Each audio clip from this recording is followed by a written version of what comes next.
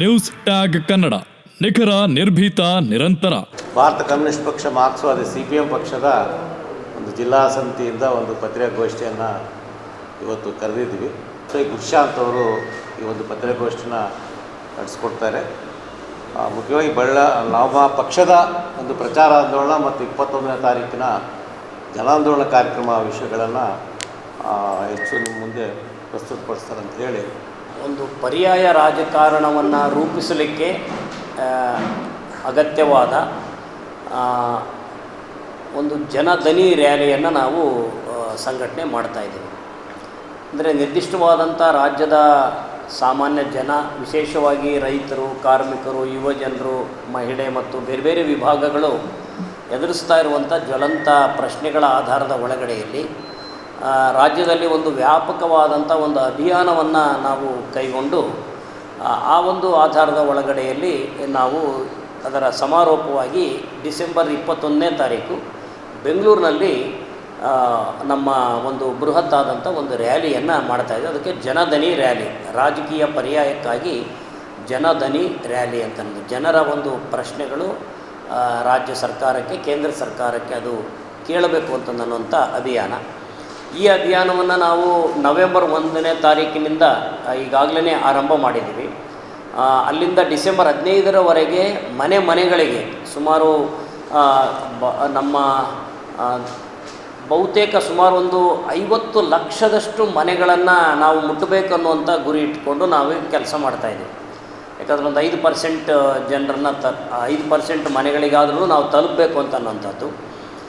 So ಹೀಗಾಗಿ ನಮಗೆ ಕರ್ನಾಟಕ ರಾಜ್ಯದ ಇದರಲ್ಲಿ 1ನೇ ತಾರೀಕಿನಿಂದ 15ನೇ ತಾರೀಕಿನವರೆಗೆ ಮನೆಗೆ ನಾವು ಪ್ರಚಾರ ಮಾಡಬೇಕು ಅಂತ ಅನ್ನೋಂಥದ್ದು. ಅದು ಮನೆಗೆ ಅಂತಂದಾಗ ನಾವು ಕೆಲವು ವಿಶೇಷ ಸಮಸ್ಯೆಗಳಿರುವಂಥ ಪ್ರದೇಶಗಳಲ್ಲಿ ನಾವೀಗಾಗಲೇ ಡೋರ್ ಟು ಡೋರ್ ಕ್ಯಾಂಪೇನನ್ನು ಮಾಡ್ತಾಯಿದ್ದೀವಿ. ಜನರ ಪ್ರಶ್ನೆಗಳನ್ನು ಸಂಗ್ರಹಣೆ ಮಾಡ್ತಾಯಿದ್ದೀವಿ. ಅದೇ ರೀತಿಯಲ್ಲಿ ನಾವು ಆ ಪ್ರಶ್ನೆಗಳ ಆಧಾರದ ಒಳಗಡೆಯಲ್ಲಿ ಮನವಿ ಪತ್ರಗಳನ್ನು ಸಿದ್ಧಪಡಿಸಿಕೊಂಡು ಸಹಿ ಸಂಗ್ರಹಣೆಯನ್ನು ಕೂಡ ನಾವು ಮಾಡ್ತಾಯಿದ್ದೀವಿ. ಈ ರೀತಿಯಲ್ಲಿ ನಮ್ಮ ಅಭಿಯಾನ ಜನಸಂಪರ್ಕವನ್ನು ಸಾಧಿಸೋದು ಮತ್ತು ಜನರ ಪ್ರಶ್ನೆಗಳನ್ನು ನಾವು ಪಡ್ಕೊಳ್ಳೋದು, ಆ ಮೂಲಕವಾಗಿ ಸರ್ಕಾರಕ್ಕೆ ಒಂದು ಮನವಿಯನ್ನು ಕೊಡಬೇಕು ಅಂತ ಅನ್ನೋಂಥದ್ದು ಇದಿದೆ. ಇವತ್ತು ನಮ್ಮ ರಾಜ್ಯದ ರಾಜಕಾರಣದಲ್ಲಿ ಅಥವಾ ದೇಶದ ಒಳಗಡೆಯಲ್ಲಿ ಸರ್ಕಾರಗಳ ನೀತಿಗಳು ಈ ಸಮಸ್ಯೆಗಳನ್ನು ಉಲ್ಬಣಗೊಳಿಸಿದ್ದಾವೆ ಅಂತ ಅನ್ನೋದು. ಅದರಲ್ಲಿ ನಮಗೆ ಕರ್ನಾಟಕ ರಾಜ್ಯದ ಒಳಗಡೆಯಲ್ಲಿ ಕಾಂಗ್ರೆಸ್ಸಿಗೆ ಏನೊಂದು ದೊಡ್ಡ ರೀತಿಯಲ್ಲಿ ಜನಾದೇಶ ಬಂತು. ಆ ಜನಾದೇಶವನ್ನು ನಾವೆಲ್ಲರನ್ನೂ ಕೂಡ ನಿರೀಕ್ಷೆ ಮಾಡಿ ಅದರ ಒಂದು ಫಲಿತಾಂಶ ಬರಬೇಕು ಅಂತ ನನ್ನದು. ಆದರೆ ಬಹುತೇಕ ಮೂಲ ನೀತಿಗಳ ಒಳಗಡೆಯಲ್ಲಿ ಕಾಂಗ್ರೆಸ್ ಪಕ್ಷ BJPಗಿಂತ ಒಂದು ಭಿನ್ನವಾಗಿ ಇದೆ ಅಂತ ಅನ್ನುವಂಥದ್ದು ಇಲ್ಲ. ಅದನ್ನು ಕೆಲವು ಆರ್ಥಿಕ ಪ್ರಶ್ನೆಗಳ ಒಳಗಡೆಯಲ್ಲಿ ಕಾರ್ಮಿಕರ ಒಂದು ಹಕ್ಕುಗಳನ್ನು ರಕ್ಷಿಸುವ ವಿಷಯದಲ್ಲಿ ಅದು ಕೇಂದ್ರ ಸರ್ಕಾರದ ರೀತಿಯಲ್ಲಿ ಅದನ್ನು ಕೂಡ ವರ್ತನೆಯನ್ನು ಮಾಡ್ತಾ ಇದೆ.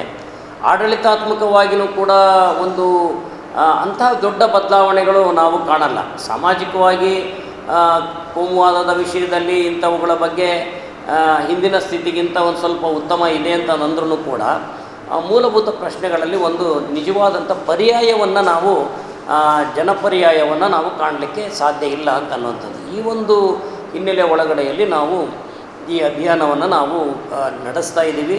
ಮತ್ತು ಮುಂದಿನ ದಿನಗಳಲ್ಲಿ ಇದನ್ನು ನಮಗೀಗ ದೊರೆತಿರುವಂಥ ಒಂದು ಏನೆಲ್ಲ ಫೀಡ್ಬ್ಯಾಕ್ ಇದೆ, ನಮಗೆ ಗೊತ್ತಿರುವಂಥ ವಿಷಯಗಳೇ, ಆದರೆ ಅದನ್ನು ಒಂದು ಮುಂದೆ ನಾವು ವ್ಯಾಪಕವಾದಂಥ ಮುಂದುವರಿದ ಆಂದೋಲನವಾಗಿಯೂ ತಗೊಂಡು ಹೋಗಬೇಕು ಅಂತ ಅನ್ನೋಂಥದ್ದು ನಮ್ಮ ಇದರಲ್ಲಿ ಗಮನದಲ್ಲಿ. ಇನ್ನಿತರ ಸುದ್ದಿಗಳಿಗಾಗಿ ಕೂಡಲೇ ಸಬ್ಸ್ಕ್ರೈಬ್ ಮಾಡಿ ನ್ಯೂಸ್ ಟ್ಯಾಗ್ ಕನ್ನಡ.